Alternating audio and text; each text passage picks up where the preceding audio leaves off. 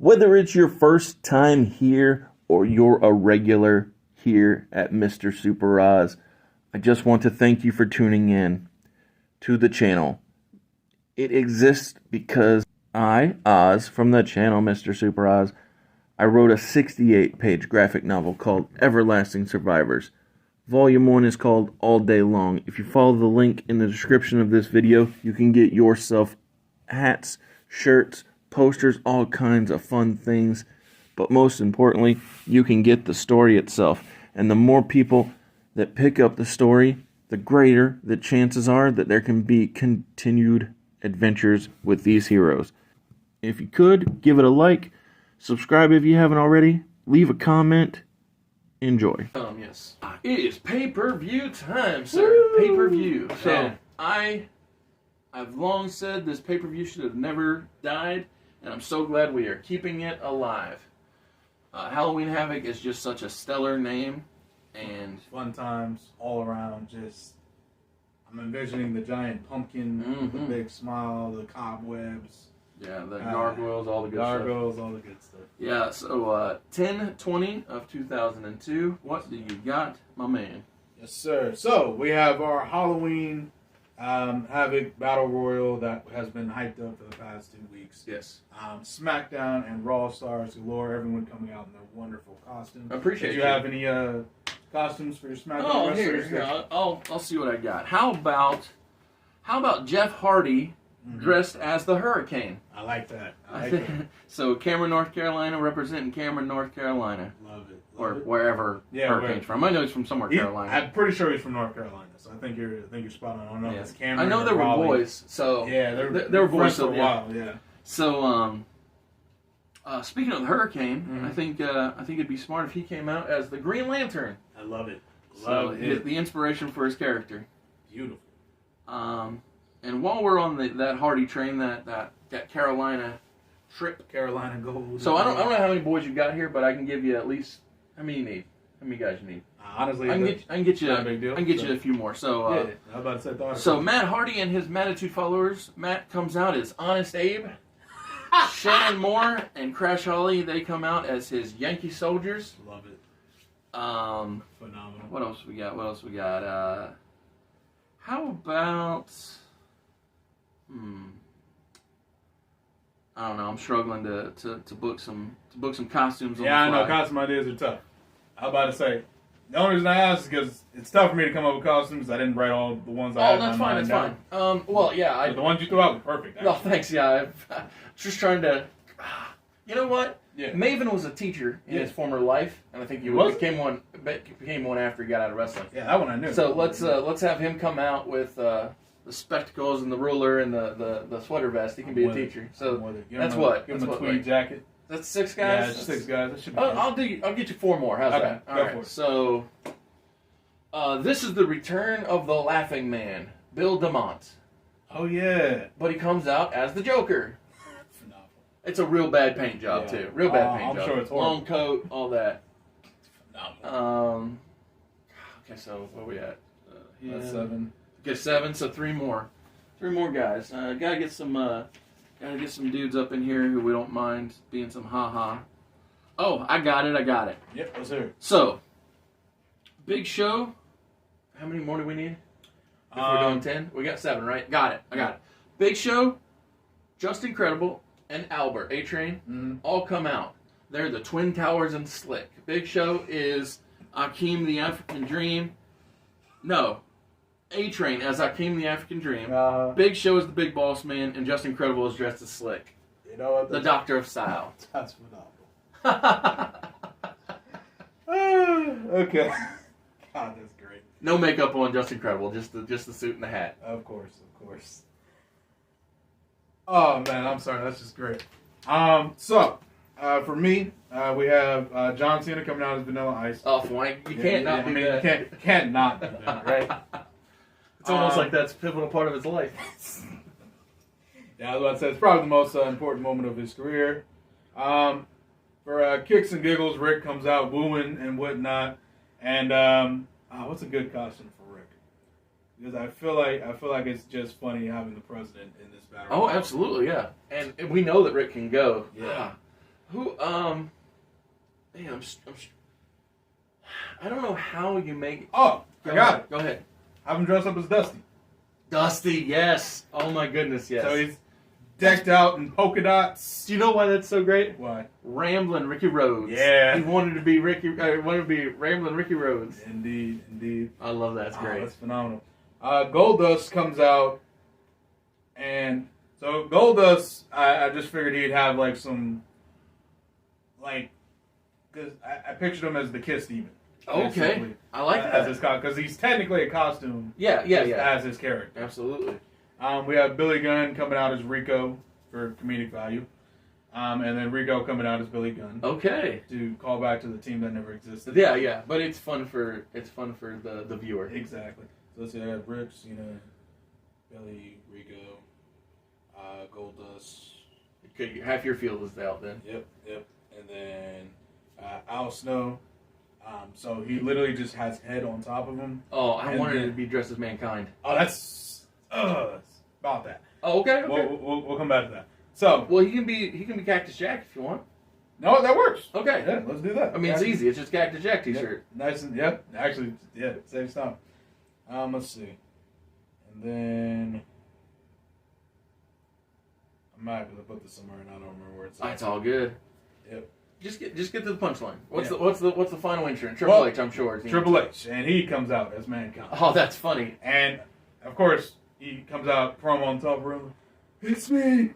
I'm in so much pain. And basically the whole joke is he's just disrespecting Mick Foley. Of course. Absolutely. So he's stumbling around like a psychopath, like he's drunk. He trips and falls and rolls down the ramp. Oh, that's good. Basically, he portrays Mankind like a bumbling idiot. Yeah. So how Triple H sees him. Yes, exactly. I like that. Which is the fun. And of course, just for fun, it cuts back to the back. Steph and Mick are backstage because it's a joint effort. Hold on. We need a third man in this match. I know we didn't book all of them. Yeah. We just got to figure out who is Dude Love. Who is a lover? Is Sean Stasiak still in the company, or did he peace out? He peaced out. Shoot. We need one more guy, just for the fun of it, to have another Mankind in the group in the match. Ollie's hurt. Okay. He's too serious right now. Yeah, exactly. That's the thing. It's like I just got to be somebody that's expendable. Oh. Who are those guys we were talking about that we didn't have any plans for?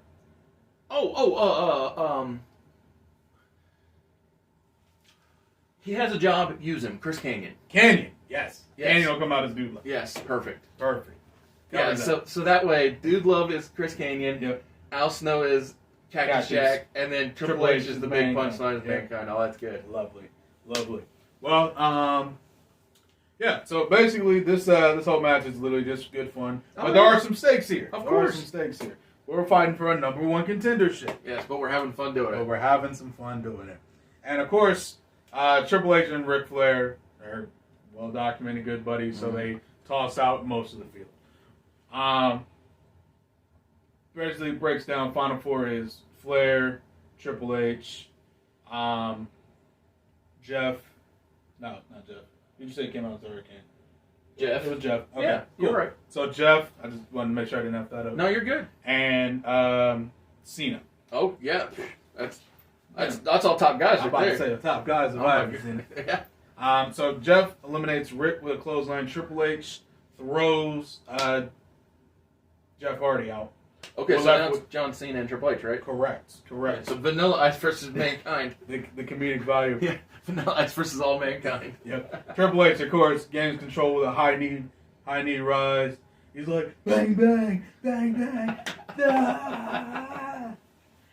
Picks Cena up, attempts to throw him out. Cena reverses, goes for the FU. Triple H wriggles out of that. Cena is pushing the ropes, sees Triple H coming, and hits the WrestleMania 1.